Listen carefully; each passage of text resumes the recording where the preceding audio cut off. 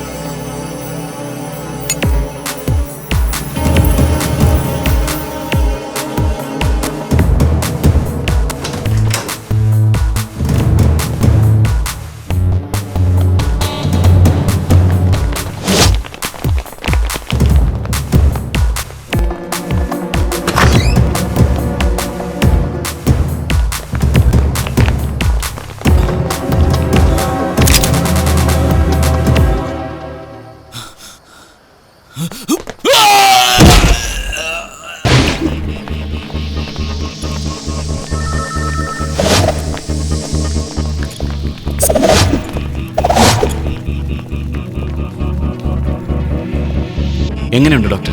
അത്ഭുതം വല്ലതും സംഭവിച്ചാലായി. എന്നുവെച്ചാൽ ഒരു 5% പോലും സാധ്യത ഞാൻ കാണുന്നില്ല. My God. ഡോക്ടർ പോരുത്. ശേഖർ ശേഖർ ശേഖർ കണ്ണു തുറക്കും. ശേഖർ പ്ലീസ്. ശേഖർ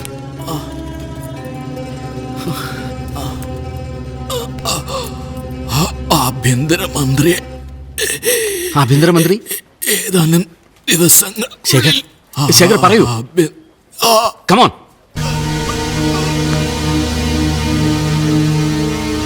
ശേഖർ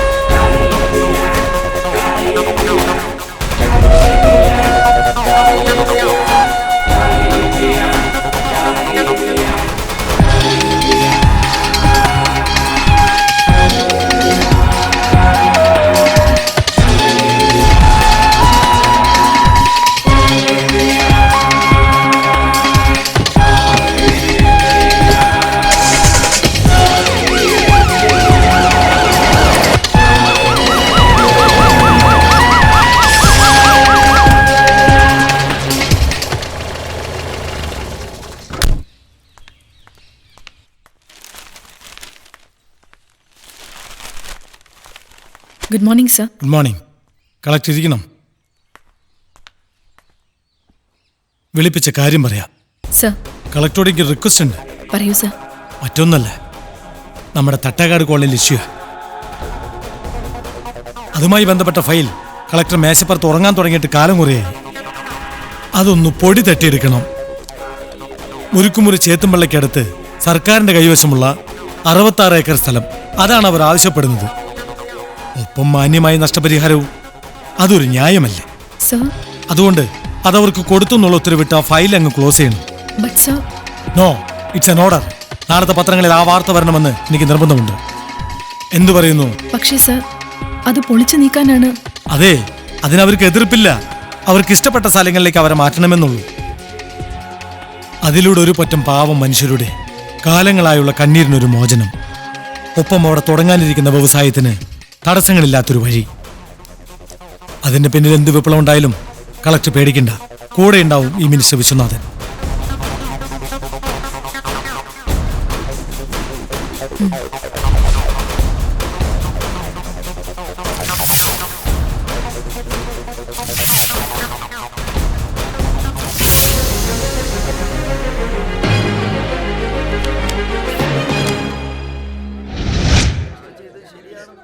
അതെ, ആരെങ്കിലും ഒന്ന് വാ തുറന്ന് എന്തെങ്കിലും ഒന്ന് പറ.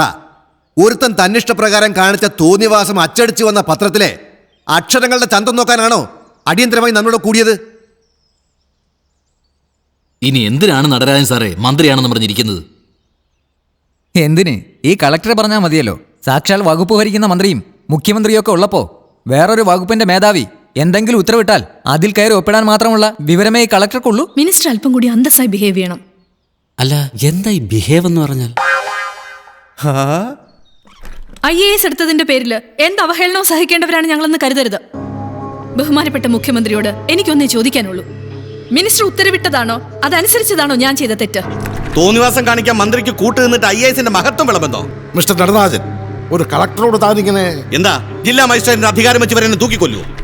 ഒറ്റ ഫോൺ കോൾ, ഗവൺമെന്റ് സെക്രട്ടറി വിളിച്ചൊരു വാക്ക്, അത്രയെങ്കിലും ചെയ്യാമായിരുന്നില്ല ഇവർക്ക്? ഇല്ലെങ്കിൽ CM പറ, ഈ നെറുകെട്ട നടപടിക്കെതിരെ എന്ത് മറുപടിയാണ് പറയാനുള്ളത്? കൃത്യമായ ഒരു ഉത്തരം കാണില്ല CM-ന്.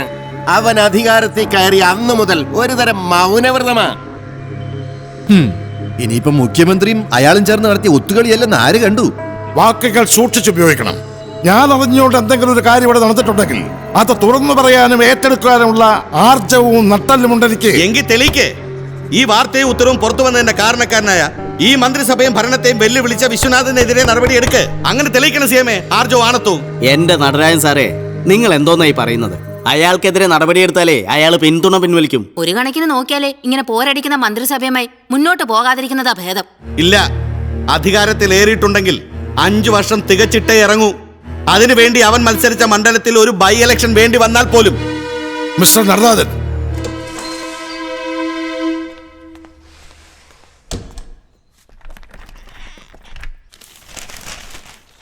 What foolishness, what rubbish! എന്ത് തീരുമാനമാണോ താനെടുത്തത്?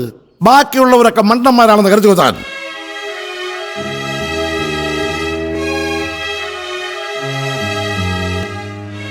എന്താ തനിക്കൊന്നും പറയാനില്ലേ? താൻ ഒറ്റയ്ക്കങ്ങ് ഭരിക്കാമെന്ന് കരുതിയോ? താനെന്തിനാണോ അവരെ നോക്കുന്നത്? അവരെ പ്രതിയാക്കി തിരികെ രക്ഷപ്പെടാമെന്നാണോ? No, impossible. സർ, ഇതിന്റെ പേരിൽ പഴി കേൾക്കാനും എന്നെ ബലിയാടാക്കാനുമാണ് തീരുമാനമെങ്കിൽ എനിക്ക് എല്ലാ മാധ്യമങ്ങളോട് തുറന്നു പറഞ്ഞ് റിസൈൻ ചെയ്യേണ്ടി വരും. നിങ്ങൾ ഇന്ന് രാജിവെക്കണം. ഉത്തരവിട്ടത് ഞാനല്ലേ? അതിന്റെ പേരിൽ ഞാൻ രാജിവെക്കണോ? തയ്യാറാണ് ഞാൻ. മറ്റൊന്നും എനിക്ക് പറയാനില്ലേ സാർ.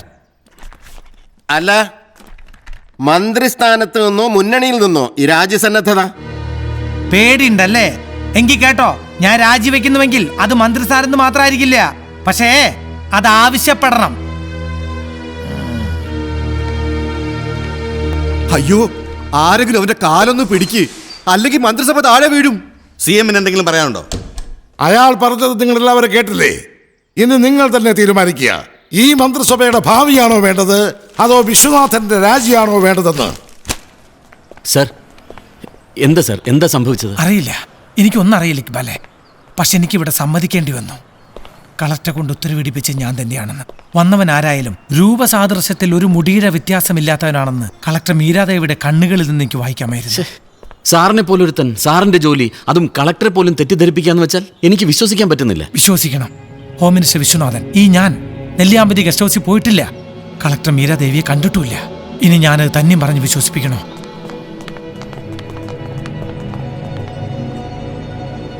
ആരെങ്കിലും അറിയും മുമ്പ് എനിക്ക് അവനെ കിട്ടണം. കിട്ടുമ്പോൾ അവൻ്റെ ശരീരത്തിൽ ഒരു പോറൽ പോലും ഏൽക്കാൻ പാടില്ല. ഇത് സിറ്റി പോലീസ് കമ്മീഷണർ ഇക്ബാൽ IPSനോട് ഹോം മിനിസ്റ്റർ വിശ്വനാഥൻ്റെ ഓർഡറല്ല, നിന്നോടുള്ള അപേക്ഷയാണ്. എനിക്ക് കിട്ടണം അവനെ, ഒരു തുള്ളി രക്തം പോലും പൊടിയാതെ. സർ,